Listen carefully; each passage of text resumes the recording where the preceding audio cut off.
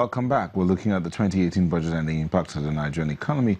Before we went on that break, we were talking about what the minimum wage is, what the public servants are earning, and what the National Income, Salaries, Incomes and Wages Commission is doing. Mr.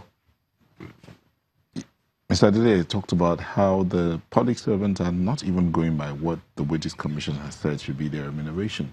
But do you have an idea what that remuneration should be from the Wages Commission? And you were talking about the books. Yes, I do not have an idea. And you see, the issue is there's a lot of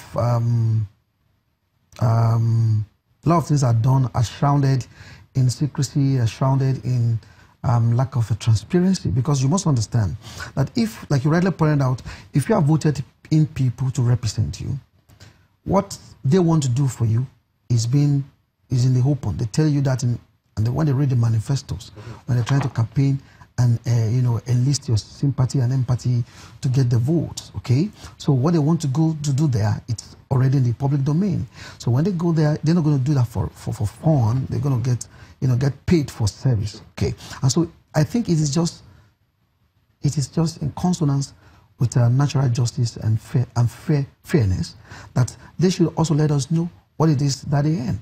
You know that the National Wage Commission should let us know. You understand? Because, but you must understand that if that is also made open, it has its own ramifications, because it can actually stimulate labor unrest and agitations. But I'm not holding brief for them for not keeping it. But I do not have an official record to tell you this is what they're supposed to earn, and this is not what they're now. This is what they're now earning. But to our issue, which is the issue of wages, I am not saying government should not improve the life of workers, of masses. But you must understand that what we actually need is to strengthen the power of the naira. And if you're going to strengthen that, it's not by giving us more money. Nigeria's economy is largely dependent on exports. Sorry, on imports. And so we are largely import dependent. And in that kind of a system, it begins to depress indigenous companies. The list is there. You've seen, myriad of companies in Nigeria who had to relocate to nearby country like Ghana, where they have 24 hours power supply. If we do not get the power issue sorted in this country, we'll keep having this problem on our hands. So the challenge is not to give more money, it's to ensure that the money that we have now, we enhance the purchasing power of the naira, much so that the money you are earning now can actually help you increase your living standard. And so when that has been, and how would you achieve that? If you have 24 hours power supply, small and medium scale industry will begin to thrive. The macroeconomic impact, the ripple effect is that before you even get to industrialization, you talk about commerce. People who do small businesses know fully well that there will be 24 hours power supply for them to do their business. It's very key. Take those in the private sector. Those in the private, if you understand the challenge for people like us who run private practice, you will understand on a monthly basis, minimum of 40% of your expenditure is on electricity and fueling, which is a challenge. So we must come to a position where governments declare a state of emergency on power. Let us have this issue sorted out. When we sort it out, I tell you, it becomes easy for us to grow our indigenous companies. It becomes easy for small and medium scale entrepreneurs to run. And apart from that, other macroeconomic issues like a better access to funds and all that. But somebody go to get loan now and is thinking 40% of that is going to ensure that he runs his business on generator. I'm sure, I don't think we're running on power here even at the station. You must be running on generator. So it's a challenge.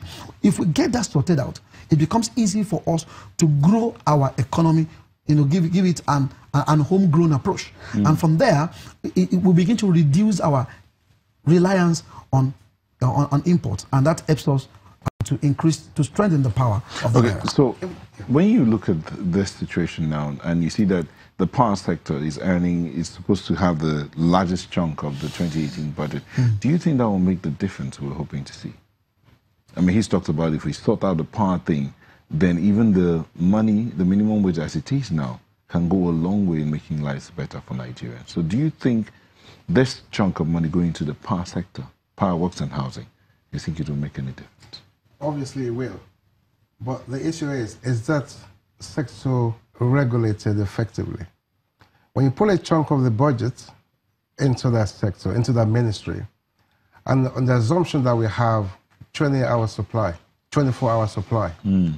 Now, we don't have an effective sector that actually regulates. Now, if I'm a micro business owner, okay, and I run my small welding, fabricating shop somewhere, okay, and I begin to have regular power supply.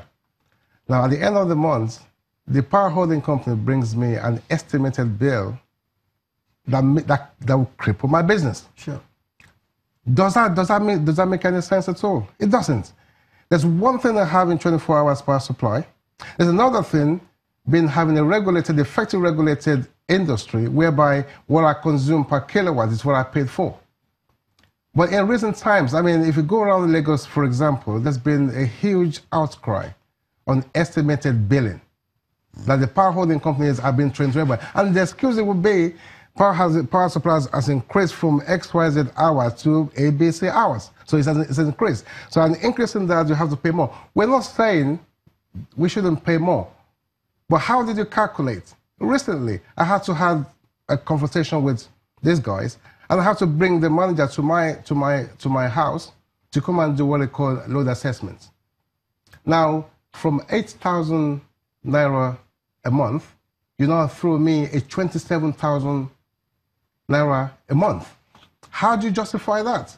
Now, if I'm spending my money on generator, there's no way I'm going to spend that amount of money in my house because I'm not even downstairs at home. Anyway, I leave in the morning, I come out late in the evening, and you're throwing me that kind of 3 times the bill you used to send to me. So, an effectiveness of that industry needs to be looked into in the first place. So, putting money into that sector, great. Let us have good power supply in the economy to build up all this micro business, because without micro economy, there is no economy in the first place. They're the one that actually form the bedrock of an economy. But you need to ensure that you're not making those people cry even for the services they're actually been having or you're supplying to them. But that is one way. Another thing is this. We're all talking about national minimum wage for the workforce. My question as an entrepreneur is, do we have the quality of the workforce in the economy? It's one thing to cry about increase our wage, but the number of the workforce we have in the economy, can they meet the demand of employers? We don't have quality workforce. Why don't the government invest a chunk of this money in retraining the workforce? Collaborating with private institutions, training institutions, to begin to increase the quality of the workforce in the first place. Okay? Our ICT is on the low.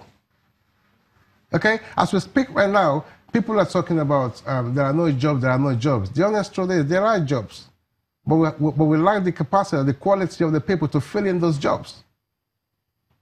Okay? Let's concentrate on how to. Our educational system as well, okay, should be looked into. We're bringing out half-baked graduates. We're bringing out half-baked graduates. Now, we have a certain percentage of workforce at the moment. In the next year, by next year, you will have, it will increase. Sure. Okay? So if the government is paying 1 billion, for example, on salaries, by next year, they'll be paying about 2 or 3 billion.